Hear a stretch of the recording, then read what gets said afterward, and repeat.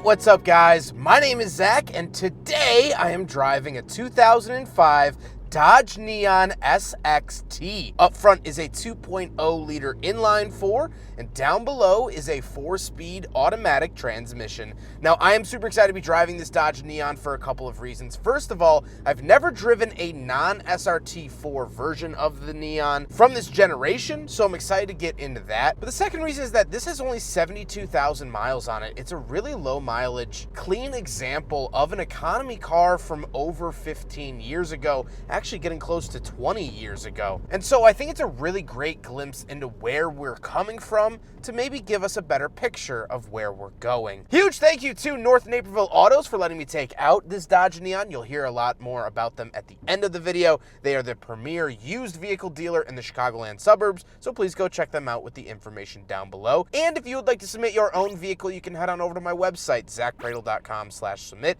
It's a quick and easy submission form. It takes under a minute to fill out, and I come out to you. But let's get back to that 2-liter under the hood, making about 132 horsepower. Well, it's not anything crazy. It's a single overhead cam engine, and it is shared with the Plymouth Breeze that I drove last year here on the channel, so it's not the first time we've seen this engine. It's fine. Is it super peppy and powerful? No. Is it going to knock your socks off? No. But it is decently buzzy. It does the job, and that's all the Neon was designed to do. That's going to be a big talking point at the end, and it is most certainly sufficient.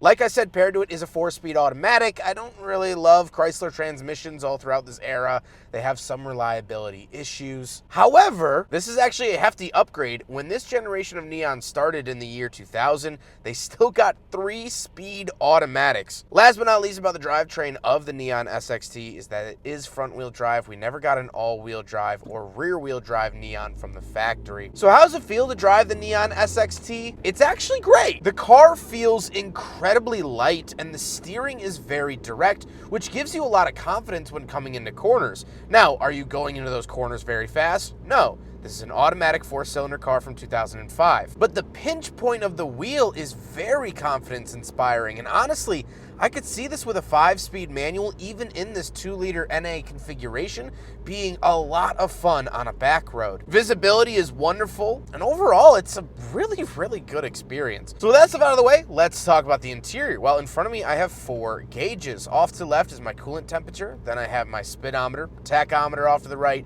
and fuel to the far right. Very, very simple.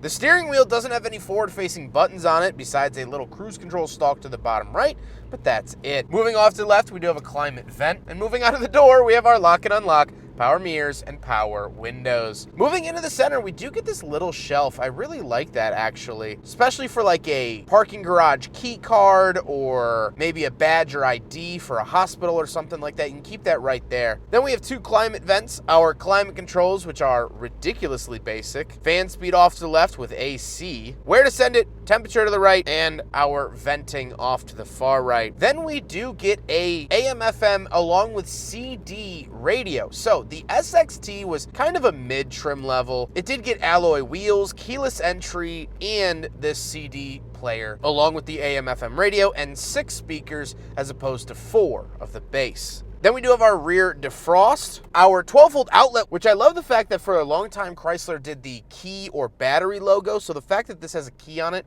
this 12-volt outlet will only function when the car is turned on. If it had a battery logo on it, that would mean that it would function no matter what. Down below, we have some cubby space, some interesting coin holders down below, and 2 cup holders.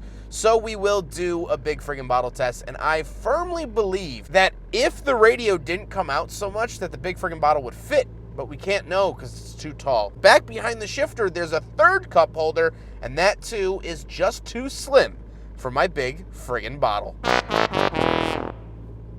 In between those 2 cup holders, we do get the shifter. This is a very run-of-the-mill shifter you'll find in most Dodge products of the era. The Plymouth Breeze that I drove from 1998 also has the same shifter in it, and so no new ground here. We do have a little center console with nothing in there, and the seats are cloth. They are a very basic, boring, not so loving cloth. They're not uncomfortable. These seats aren't like bad. They're not super stiff. They're not hurting my back, but they're also not desirable. So I have no more news on that. However, speaking of seats, we do have back seats. Let's go do a back seat review in the 2nd gen Neon. All right, so we're in the back of the 2005 Dodge Neon SXT, which is a mid-trim level. I don't know why I made it sound cool. Very basic back here, to the point where it has roll-down windows, which is fine. Very, very basic, and that's what this car was going for, and, well, that's what they achieved.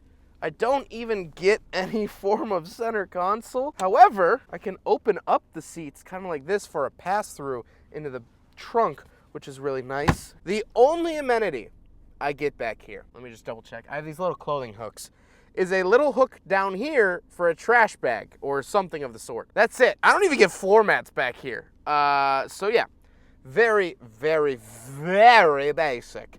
Let's hop into the trunk and do a back trunk. Let's try that again. Let's hop into the back and do a trunk and cargo space review. All right, around the back of the Neon SXT, and like I said, with the radio, the SXT did get a keyless entry, and so that's what that is down there. Although you do have a keyhole, you can pop this up, and you do get a surprising amount of trunk space. This is actually a great amount of space for a vehicle of this size. Again, basic economy car, but moving in and out of college, I don't see much of an issue with the space back here, or fitting one of your friends when he's had too much to drink.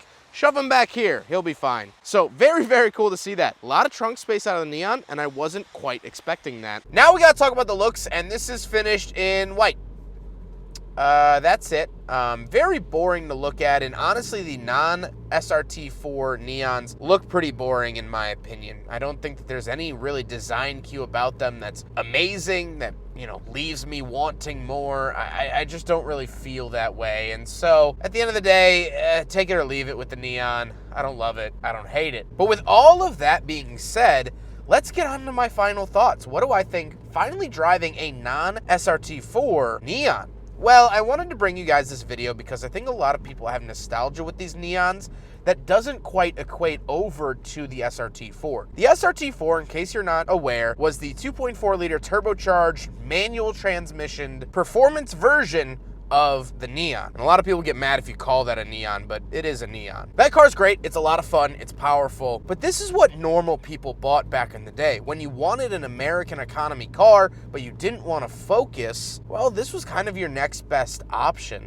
And it's even debated if the Focus is better than this. I'll let you have your own opinions. But the bottom line is that this car is good. This car is, well, very good. And it's something that Dodge as a brand has strayed away from as time has gone on. This is kind of the last good Dodge economy car. Because after this, they had like the Caliber, I think, took its place, and they had the Nitro, which were decently affordable. And then they had the Dodge Dart, which was pretty much the direct replacement of this car. And even down in Mexico, it was sold as the Neon. But that was mostly a Fiat underneath. It didn't have good reliability. It wasn't long-lived. And even its sibling, the Chrysler 200, didn't live long either. And so those kind of failed. And ever since then, Dodge doesn't really have an economy vehicle. So for me, by my standards, well, this is the last ferry off the island. And it's simple, it works. There's no frills about it, and it was affordable. It was easy to drive, and it wasn't the most soul-crushing automobile you could own. Today's economy cars make you want to bash your head into a wall. But this is kind of joyful. It's kind of playful. It's like a puppy. Now, it might be like a puppy with like 3 legs, so it can't really run all that much, and sometimes it trips over itself, but it's still trying to play and have fun. So was this better than a Honda Civic in 2005? No.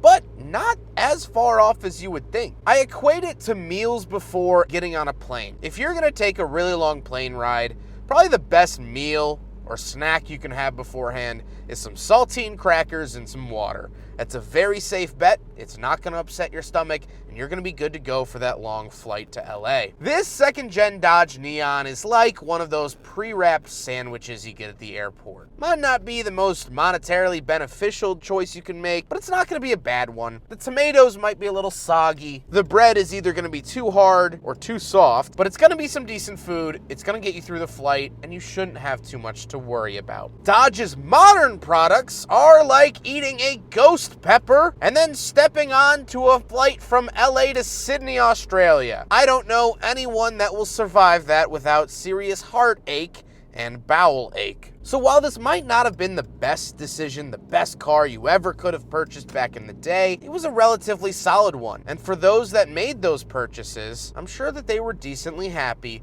with their nice little economy car. I hope you guys enjoyed the video. Huge thank you to North Naperville Autos for letting me take out their Dodge Neon. I was so excited to drive this very average and normal car. North Naperville Autos is wonderful. I've worked with them for several years at this point. They always have cool and interesting cars available. And so if you're in the Chicagoland area, I can't recommend them enough. Their information is found in the description below.